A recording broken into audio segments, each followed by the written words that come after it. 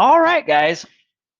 So, when I was in middle school, right, I wanted to do creative writing, and I remember writing a historical fiction um, about some very big journey, right?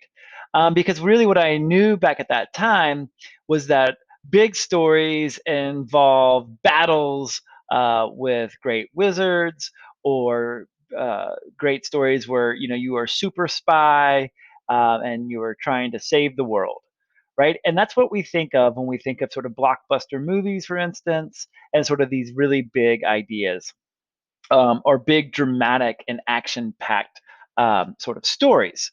But really, if you look at some of the stories that we've read recently, or even um, uh, what we've read in the first mini master, really good stories are often actually very small stories and very personal, and we don't have to pretend that we are a supervillain or super spy or some sort of mutant superhero.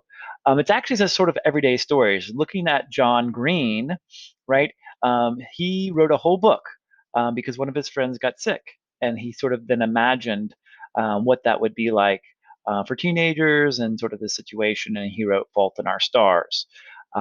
Looking at Freak the Geek, we can probably imagine John Green imagining that kids were getting bullied, and that he really didn't like that, and so he made a sort of a story that was sort of um, directed at people who had been bullied. And so when we think about stories, what we actually want to do is we want to think about our everyday lives and everyday moments, and we want to think about the audience and what kind of stories that we do want to tell, and who are we telling them to, and what are we telling them about. And we want to pick some sort of very small and intimate moments. Um,